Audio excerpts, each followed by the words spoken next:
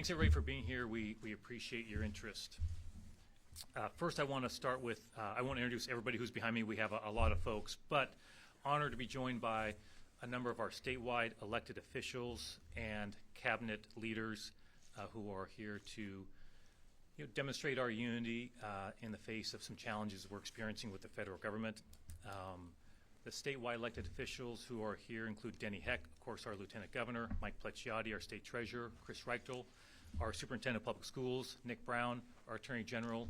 You'll be hearing from Nick shortly. After I give my initial remarks, you will hear from Nick. You'll also hear from Joe Wynn, who's our Commerce Secretary. He'll speak about the state's coordinated response to potential tariffs. And Tana Sen, of course, Secretary of DCYF, who'll provide an update on the rapid response team to support children and families impacted by potential mass deportation policies. We're joined by a number of other elected officials as well. I saw Senator Elias, Senator Saldana, and others are here as well. I just appreciate all of them who have especially busy schedules now with committees and everything going on to take some time to join us today. So on my inauguration, which I think was exactly a month ago, I promised to work with President Trump where I can and to stand up to him when we must. That promise still stands. Unfortunately, President Trump is showing very little inclination in working with states that do not agree with his worldview. It has been, to put it mildly, a chaotic first few weeks of his administration. I want to take some time to share with the people of Washington State how we are responding and, importantly, the principles that are guiding us as we deal with these challenges moving forward. I'll admit up front, my talking points are a little longer than usual for a press conference. My apologies. I've worked hard to scale them back. But there's a lot that's going on, and I do want to discuss that. The core message that I have for Washingtonians is that we are dealing with the chaos that is coming down from Washington, D.C., but at the same time, we are going to preserve our values as a state, and importantly, we're going to move forward on the issues that unite us as a state, to make our state more affordable, to make it more safe, to make opportunities available for all Washingtonians. We're moving forward on that. But we have some challenges we're dealing with, and I want to talk about those. First, I'm going to start with a brief update on where we are with the Trump administration's attempts to freeze federal funding. Next, I'll talk about a range of issues, including reproductive freedom and health care for transgender individuals, diversity, equity, and inclusion, threats to Muslim Americans, threats to undocumented residents, and also some threats to clean energy jobs. First, I'm going to start with funding. Washington State receives, as some of you know, approximately $27 billion in federal funding in the last fiscal year. That's approximately 1/3 of our state budget. As you also know, a significant amount of funding was frozen or threatened to be frozen in the last 3 weeks, including the Department of Transportation's hydrogen stations, DNR wildlife preparations, and NIH funding to research institutions. Currently, as of this morning, and this is moving target pretty much every day, currently $162 million in federal funds are frozen that we're aware of. Most of that is in the Department of Commerce, $156 million from the Solar for All program and $3 million under the Climate Pollution Reduction Planning Grant. The Department of Natural Resources also has about $3.3 million intended for wildlife preparedness that is frozen. Things are literally changing daily, if not hourly. So as an example, as Joe Wynn will probably speak about, that $150 or $160 million connected, for example, in part with the Solar for All program was frozen on Monday, then unfrozen, but refrozen this morning. Okay, so we're literally changing our speaking points in real time. I want to be very clear, we are continuing to fight for those funds. And thanks especially to the whole team, and in particular to Attorney General Nick Brown and his excellent team, including the Wing Luke Civil Rights Division, who of course have been in court on making sure that the President must follow the law when it comes to freezing any potential funds.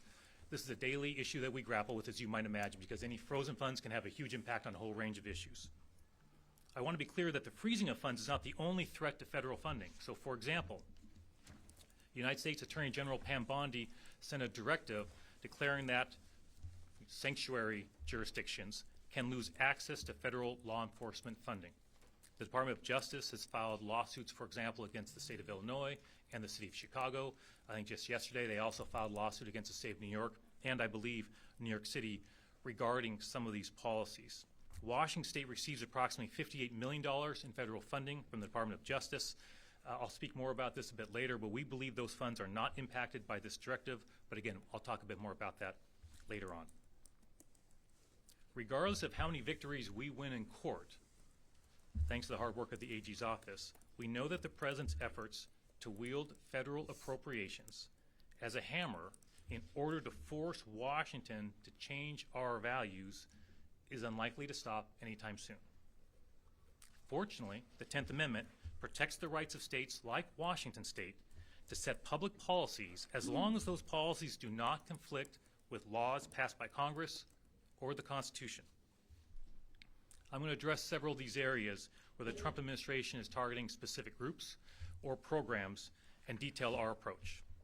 First, reproductive freedom and health care for transgender Washingtonians. Let's start with health care. When it comes to health care, Washington State will be guided by doctors and other health care providers, not politicians in Washington, D.C. In contrast, we've seen the consequences when states do not follow this principle. Pregnant people turned away from emergency rooms or having to access health care in another state, like Washington State, because doctors are afraid they'll be prosecuted for caring for their patients. Washington State strongly supports reproductive rights, and a majority of Americans agree that they don't want the government deciding what type of medical care they or their loved ones can receive. The transgender community in particular is under attack right now, including their ability to access health care. As you know, if an individual's sex assigned at birth is incongruent with their innate gender identity, this can cause varying degrees of gender dysphoria, a serious medical condition. That's not a political opinion, that's a medical fact. Gender dysphoria is a medical diagnosis contained in the American Psychiatric Association's DSM 5th edition. Healthcare provided to treat gender dysphoria is just that. It's healthcare. In Washington State, we will not treat healthcare like a political football. Because Washington's healthcare laws will be informed by healthcare professionals, we will continue protecting access to a full range of reproductive healthcare options as well as healthcare for transgender individuals. Healthcare is a human right and a civil right, and in Washington State, we will respect that. Diversity, equity, and inclusion. President Trump has put a target on DEI. In fact, he seems to be obsessed with it. Here's our response to these attacks. Washington State will continue to use state dollars to promote anti-racism, diversity, equity, and inclusion. These values improve our government. They make us more responsive to the people. Cities and counties in Washington State will face their own choices, but Washington State will, within the budget constraints we face, will preserve trainings and programs that improve government. Programs, by the way, that ensure that we see and consider the impacts of policies and decisions on every Washingtonian, not just those who can access government, not just those who can afford to hire a lobbyist. Every single Washingtonian is considered when we all make big decisions that impact, guess what, all Washingtonians. That seems fair to me, that seems right to me, we're going to continue doing that. President Trump will find that many laws passed by Congress and appropriations made by Congress explicitly acknowledge the goals of diversity and inclusivity, and we will raise those points with the courts when necessary. It is, of course, possible some federal funding in this area will be eliminated. However, the President cannot stop Washington State from using our resources to advance our values. We will ensure that our government represents all Washingtonians, including those that have been historically marginalized and underrepresented. We're also going to help our employees feel a greater sense of belonging in our state. Muslim Americans. During his last administration, the first group that President Trump targeted was, of course, Muslim Americans. We stopped him with that first Muslim travel ban. It has been reported that President Trump is preparing a revamped travel ban. In September, he said, quote, "Remember the famous travel ban? We did not take people from certain areas of the world. We're not taking them from infested countries." Look, we'll be resolute in the following principle as a state. We respect the civil rights of all Washingtonians, regardless of their faith, and we will do everything in our power to protect those rights. Undocumented residents. Washington state law is very clear.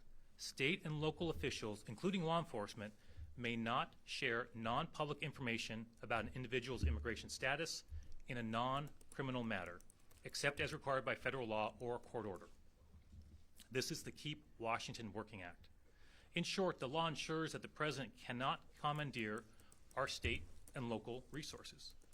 The United States Constitution, thankfully, protects states against this type of federal overreach. It is important to remember that the Keep Washington Working Act serves two very important purposes. Number one, it protects the hardworking Washingtonians who are abiding by our state laws and serving our state in a variety of ways. It keeps these individuals working and contributing to our economy and businesses, which is why it's called the Keep Washington Working Act. Second, the Keep Washington Working Act protects our scarce law enforcement resources. Washington ranks last in the number of law enforcement officers we have per capita. I'm working with the legislature and Senators Jeff Holey and Senator Monica Dingra to change that. But the point is, we have real public safety challenges in Washington State, and we cannot afford to divert scarce law enforcement resources away from solving crimes and making our communities safer. Washington's Keep Washington Working Act is consistent with and requires compliance with binding federal law. Consequently, we are confident that Washington's law and policies do not violate Attorney General Pam Bondi's directive, and there's no basis for withholding funding, some of which supports our state's multi-jurisdictional drug and gang task forces. If necessary, we will see the President in court if he attempts to block this funding. Here's where I agree with the President. Undocumented individuals convicted of serious felonies in Washington State are placed in the Department of Corrections custody. Washington law, including the Keep Washington Working Act, does not prohibit the Department of Corrections from sharing information with federal immigration authorities regarding individuals in its physical custody. Groups that I respect have asked that I seek to change this law or proactively direct the Department of Corrections to cease providing information to ICE. I will not do that. My direction is that the Department of Corrections continue to lawfully work with federal immigration authorities regarding those individuals. It's one thing if the President wants to invest additional resources in deportation actions against undocumented Washingtonians who commit serious crimes. However, the overwhelming majority of undocumented residents of our state, and every other state for that matter, are decent, hardworking, law-abiding residents who contribute significantly to our economy and our communities. We will protect law-abiding Washington families, and Tana Sen will have more to say about that in a few minutes. Finally, clean energy jobs. The President is targeting funding that supports the clean energy economy. The primary impact to federal funding in the first weeks of the Trump administration involves federal funding that supports the clean energy economy. Because the President is attempting to disinvest from clean energy jobs in all 50 states, somewhat oddly, he's actually presenting us with an opportunity to lead the nation. Because we're not stepping back on these issues, we're stepping up on these issues. 3 months ago, Washingtonians overwhelmingly voted to preserve the Climate Commitment Act. That act allows Washington to invest significantly in the same jobs that President Trump seems determined to eliminate. Manufacturing jobs that create clean energy infrastructure like electrification, solar wind, hydrogen, and fusion. Forestry jobs that help us fight wildfires. Whether the President likes it or not, the transition to a clean energy economy is coming to Washington State. President Trump may be setting back the United States, but he's giving us a head start on leading the nation, and we will seize that opportunity. You can expect announcements from me in the coming weeks about investments that we are making in exciting companies in Washington State that will create good-paying jobs in the clean energy economy all across Washington State.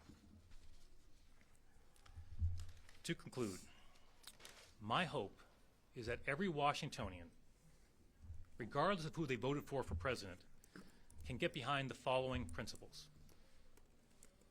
We will protect the civil rights of all Washingtonians. We will respect the right to health care that is prescribed by a doctor, not a politician. We will stand up for all law-abiding residents who are contributing to our state and our economies, regardless of their immigration status. We will create good-paying jobs in all corners of our state. My message to President Trump is fairly simple. I'll work with you on areas of common interest, but you're making it tough, okay? But I'm still committed to that. I really am. But if you overstep your authority, we will stand up to you. President Trump's chaos will not stop us from working on behalf of the people. We will continue to do our job and serve the everyday needs of Washingtonians while we are protecting Washingtonians from any cruel and unconstitutional actions. Is what's happening in D.C. taking some of my time as governor? Yes, of course it is. Does it take most of my time? No, it does not. And I want Washingtonians to know that. We are, as a group, and many others who could not be here today because they've got busy jobs they're doing as well, but we are all committed to this, okay? We're going to deal with what's coming at us from Washington, D.C., and we're working very hard to be extremely coordinated in that effort. And at the same time, preserve our values as a state and move forward on the important issues we're facing. Last weekend I was in Ellensburg, speaking to prospective college students and their parents. Why? I was reminding them to fill out their FAFSA form. You guys know about this. Thanks to our legislative leaders, we have incredible opportunities for financial assistance for so many Washingtonians. It's incredible what the state has done to make that available. Guess what? We do a lousy job of getting students and their parents to fill out the form. We rank near the bottom. We need to change that. That's why I was there in person to talk to those students and those parents about the form and encourage them to complete it. We're working hard with a bipartisan group of legislators. I mentioned Senator Holy and Senator Dingra to create a $100 million grant program to hire more law enforcement officers across our state. We're moving forward to make Washington a better state and a more affordable state and a safer state.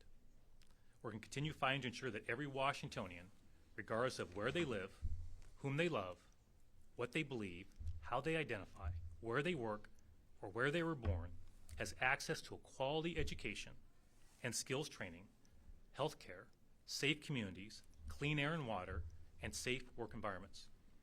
We will keep fighting to make our state safer, government more efficient, ferries more reliable, and our state more affordable for families. We're going to keep moving forward. We're not going to change our values. In fact, we are going to lean into them. That is how we're going to get through this. That's how we're going to deal with this. That's how we're going to be successful as a state. We've been through this before, and I think we came through it pretty well, thanks to a lot of hardworking people working very hard, and we're going to do it again. Thanks so much, and next up I think is going to be Nick Brown.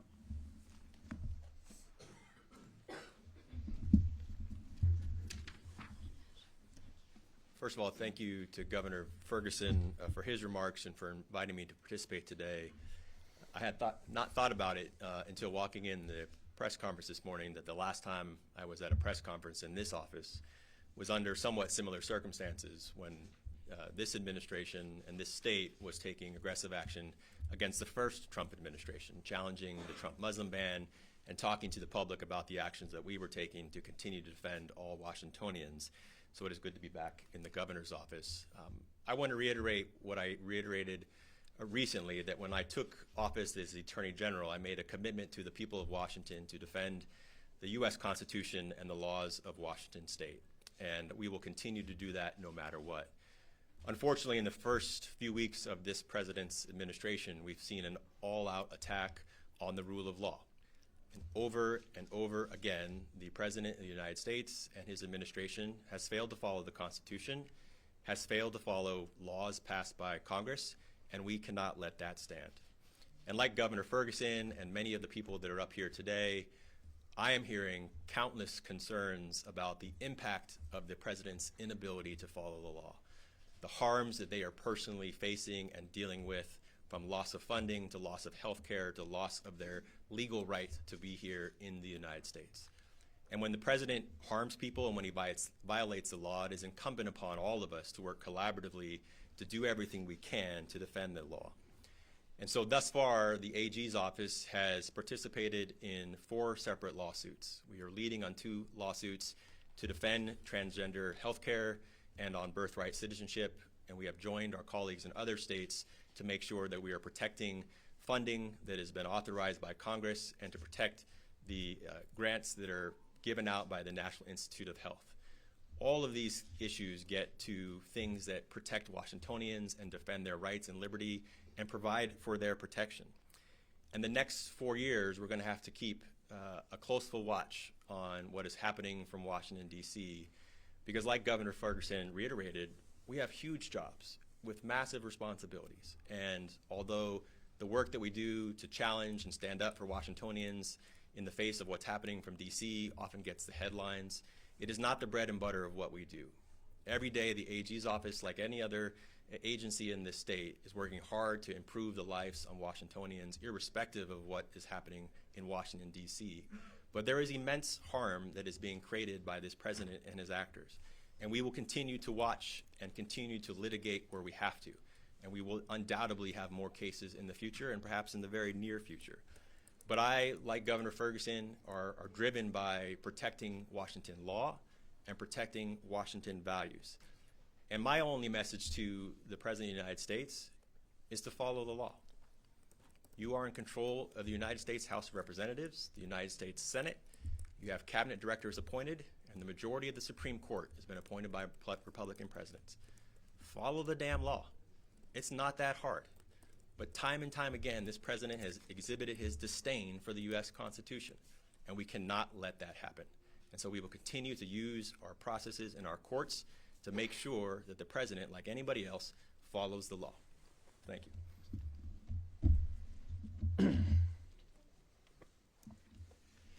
Good afternoon. I'm Tana Sen, Secretary of the Department of Children, Youth, and Families.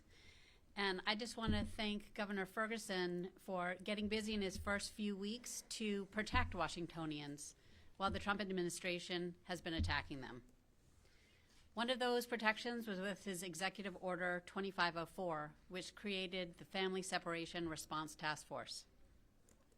It was a clear message to families across the state, especially of mixed immigration status, that this Washington stands with you. We will be there to support your children if they find themselves separated due to deportation or detainment. I'm pleased to have the Department of Children, Youth, and Families leading that task force. We're already convening state agencies, OSPI, Washington State Patrol, the Office of Refugee and Immigrant Assistance, and a dozen others, to ensure that no wrong door, only a warm handoff, is available to support everyone's rights. Our goal is to ensure families and community know where to go and who to turn to if they have questions about the needs, the safety, and the stability of their children and youth who may be caught in the web of immigration enforcement action.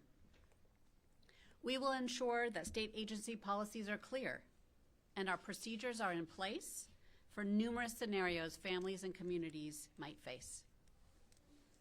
We are identifying points of contacts at state and local agencies, public universities, in religious communities, and high-activity industries to facilitate connection, communication, and assistance. We will be engaging with legislators and community partners to see how we can better support them. And I want you to know, I want all Washingtonians to know, that every decision we make will have Washington children's well-being front and center. Which is why, even as we're doing this task force, we are continuing to provide high-quality, affordable childcare for thousands of Washingtonians.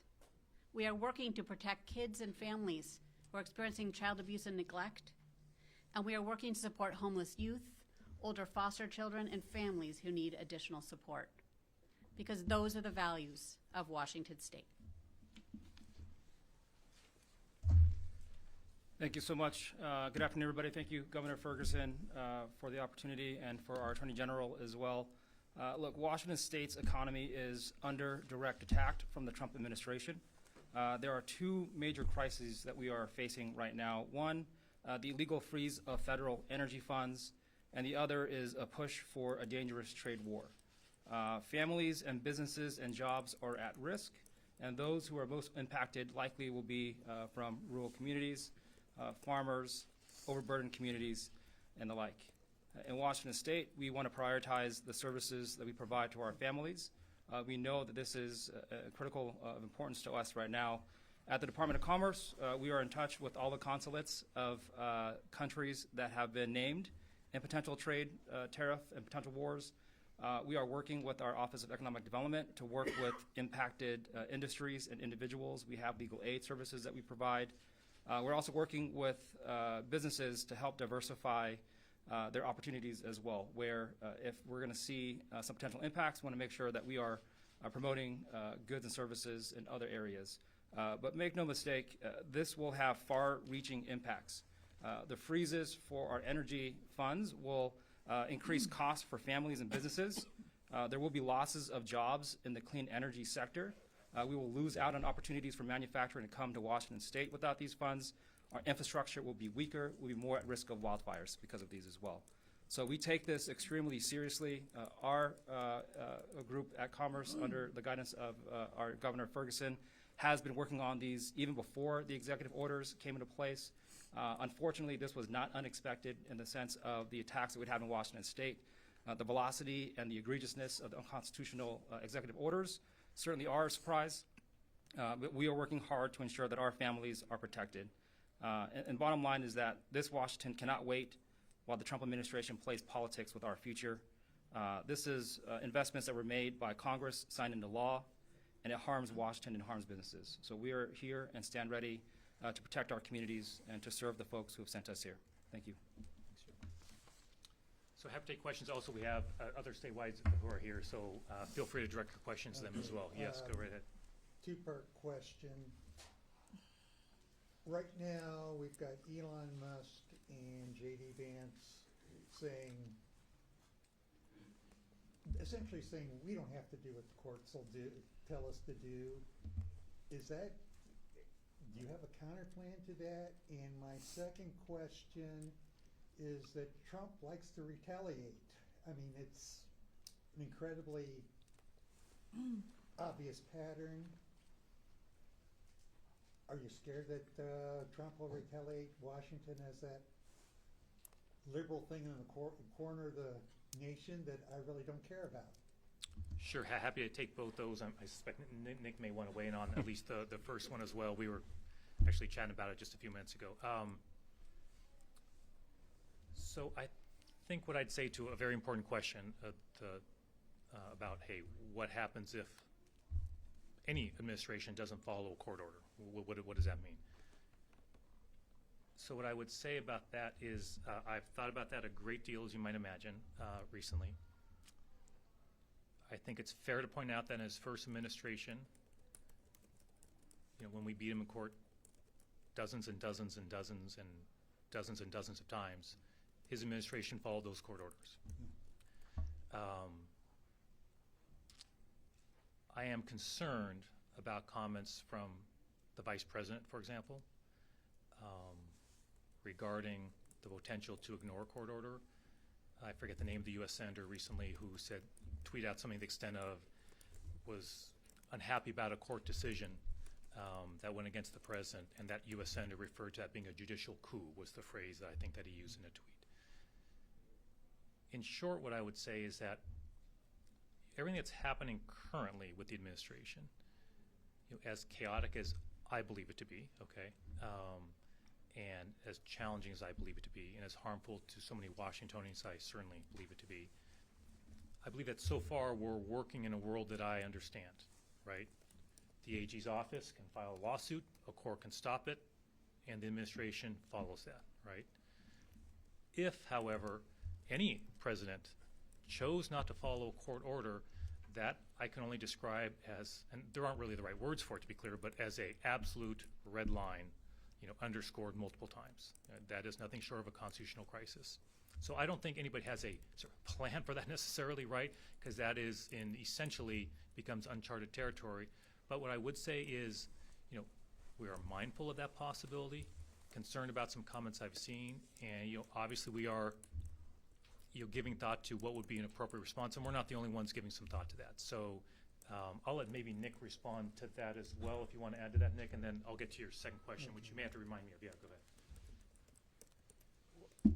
What I would just first say is that the Vice President comments and others like it are, the amount of ignorance that comes in the tweet like that is pretty astounding.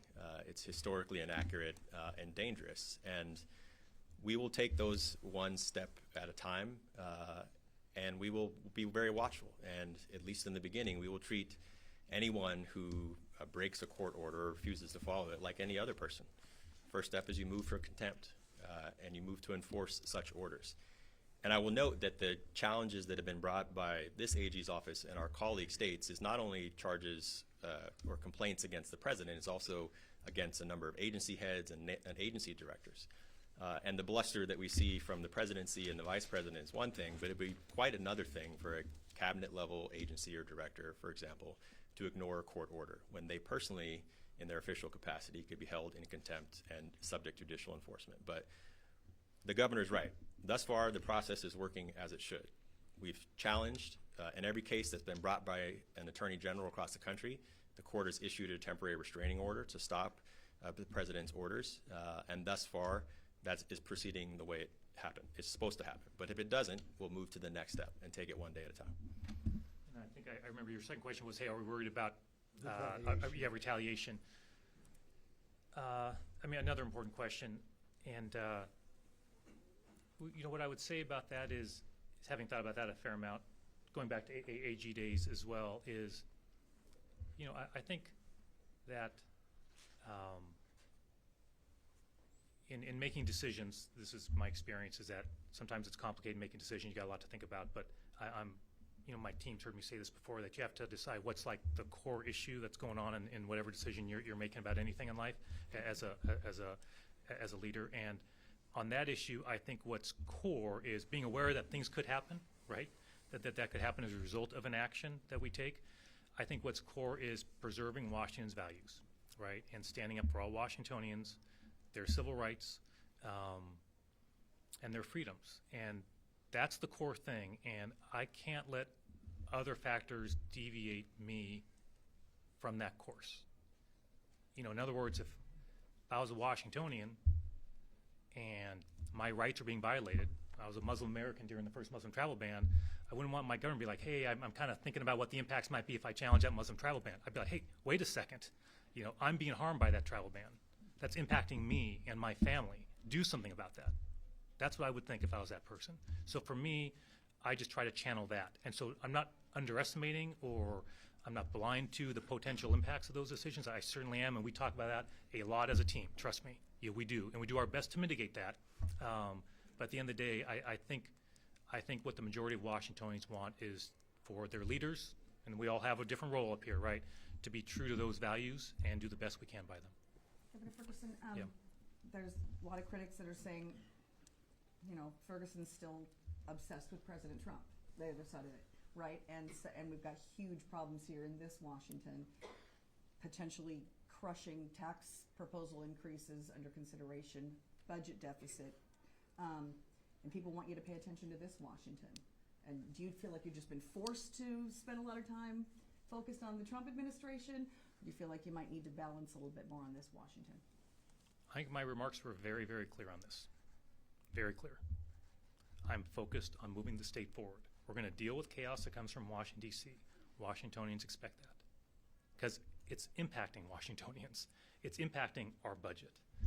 Those things are real. Trust me, they're very real. And so I can't just ignore that because that's inconvenient, you know, to the rest of my job. But the message, and I'll repeat it again, is we're going to deal with what's coming in from Washington, D.C. that's harming Washingtonians, that's impacting our budget, that's impacting jobs in a negative way. And at the same time, we're moving our state forward. Whether it's our budget, whether it's making Washington more affordable, whether it's public safety, I think all the issues I touched on in my opening statement. So I think that's the job. I think that's what Washingtonians expect, and that's certainly what I intend to do. Governor, you had mentioned transgender rights, and there is the current suit from the Attorney General. There was also an executive order about transgender youth in sports. Have you given any sort of guidance to the WIAA on how to handle that executive order?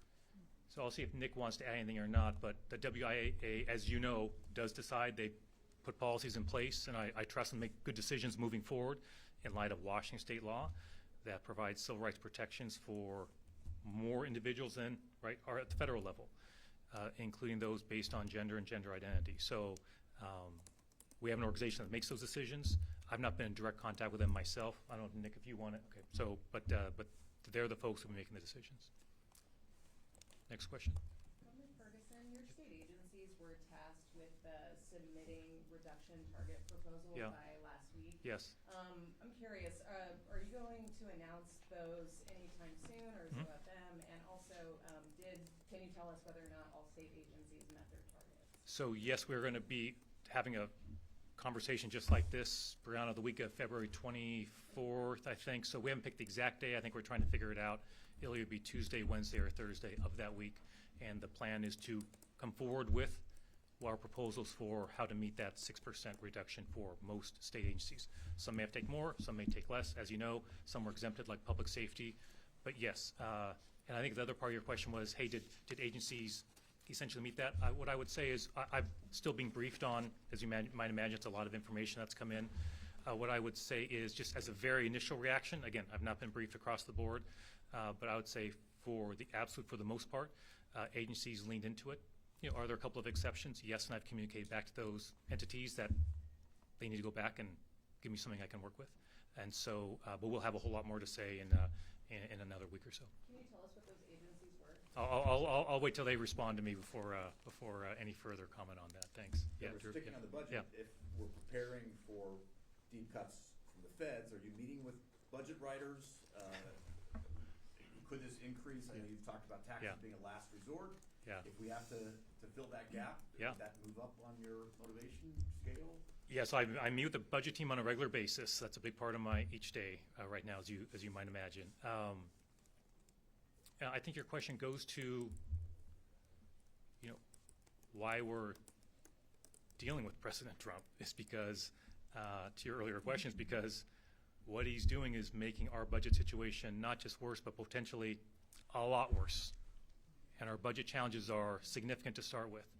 Anything that adds to that challenge is unhelpful in the extreme. So yes, that is one reason why, Drew, we are having a lot of conversations in real time.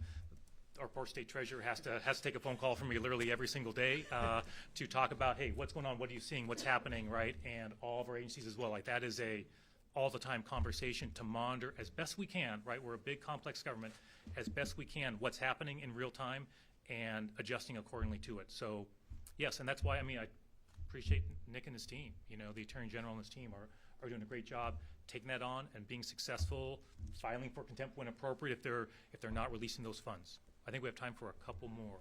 Yes, yep. Can I ask about two questions? The sanctuary states and jurisdictions that are being targeted by the U.S. Attorney General. Can you talk a little bit about how Washington's sanctuary policies compare to the places that have already been sued or targeted, and how you're preparing if you think Washington could be next?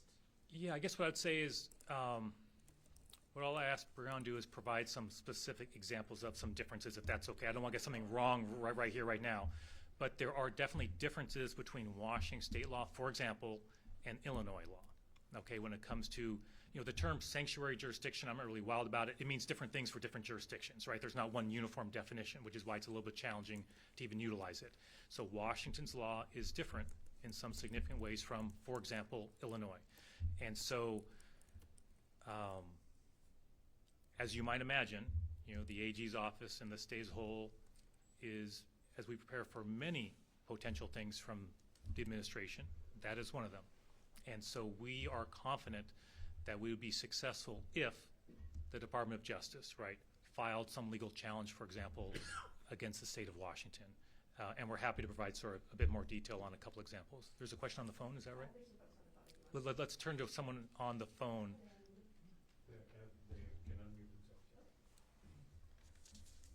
Is there somebody on the phone who's got a question? They just dropped some questions in the chat. It's up to you, however you think is best. If the federal government takes away certain rights with executive orders, like only recognizing male and female in health care for those part of the LGBTQ plus community, what immediate actions will the state of Washington take? I'm not sure, Nick, if you want, I mean, I'll turn to maybe Nick for initial response, yeah. Well, I would just say we'll look closely at any order that purported to do just that. And I think both on that issue and all the issues we're talking about, we need to keep in mind that Washington state law remains the same. And Washington has some of the best and most protective laws in the country when it comes to immigration issues, when it comes to recognizing healthcare protection, when it comes to the legal protections enshrined in our state law to protect the LGBTQ community. And so the president is taking a lot of actions. Thus far, we have stopped all of those actions that we've been engaged in challenging, but Washington state law remains the same. And so although people have legitimately some well-founded fear from what we're seeing in Washington, D.C., I think we should be reminded that thanks to the great work of our state legislature and governors past, we've got some incredible protections here, and we will continue to defend those moving forward. Yep, go for it. With regards to your $100 million proposed state grant program for local police departments, what would you say to bystanders, journalists, and demonstrators who sustained permanent and serious injury during racial justice protests in 2020, in which police departments, namely the Seattle Police Department, were found in violation by federal courts with regards to failing to respect people's constitutional rights? The department cost the city of Seattle $10 million in a class action lawsuit in which 48 demonstrators and 2 journalists had to go to court to actually receive compensation for kind of injury and trauma the Seattle Police Department has provided no answers or apologies for. And the Seattle City Council has recently reauthorized the department to use less lethal weapons, the same ones Right. that they used in 2020 on protesters. Why should they be getting millions and millions more in taxpayer money when they have failed to demonstrate to the courts to date that they can actually respect people's rights during protests? Yeah, I hear your question, but I'm also aware that we rank last per capita in number of law enforcement officers we have in the United States. And so I hear your thoughts and what's in your statement, but we need to move forward on making sure that Washington's a safe place for all Washingtonians, and we should not be ranked last. There will be a lot of things we need to do to address that issue, but one of them I think that will be helpful is this $100 million grant fund. It's got strong bipartisan support. I'm looking forward to signing it. Maybe we got time for one more. Yeah, go ahead. Is there any immediate dollars right away, emergency funds to maybe fill in some of the areas that, funds that were frozen through, say, clean energy projects? Is there something right now that the state is having to do to fill in? And just number 2, pointing out that this is quite a press corps here that's with you today. I'm wondering what kind of cadence we can expect from regular appearances with the media that you'll be providing in the future. I guess stay tuned on. That's my second press conference in 28 days on the job, I think, and have had numerous conversations with the media, but I suspect you'll be seeing a fair amount of me in the coming weeks and months as well. I'm not sure if on the, yeah, Joe, do you want to take on the first question? Yeah. First off, a lot of the federal funding that we have is going towards programs that are being stood up right now. Thank goodness the CCA was protected and is still live. A lot of those resources were augmenting some of the federal dollars as well. So we still have resources depending on the program to move forward. There are some that are federally specific that'll be on pause. So we have some funds to keep some things going. Obviously the federal impacts will be a pretty significant one if this unconstitutional executive order is upheld. But no like a specific project yet that's right now out of the gate. Oh, the Solar for All one is the main one that is certainly being impacted. Also, local planning grants for decarbonization of small cities as well. And then, candidly, I think one thing that I worry about is the grid modernization, just in general. Yep. And just on that, just to add briefly to what Joe said is, I mean, obviously we are in the courts, right, we're certain, hey, these funds cannot be withheld in the way that it's been done. So obviously we're in the courts to make sure we're getting those, and we've had a lot of success with that already, funds that have been frozen, getting unfrozen. So we're going to continue to do that, and so that is a part of the efforts we're doing as well. Appreciate everybody's questions and being here today. We so appreciate it, and hope you all have a great day. Thanks so much, everybody.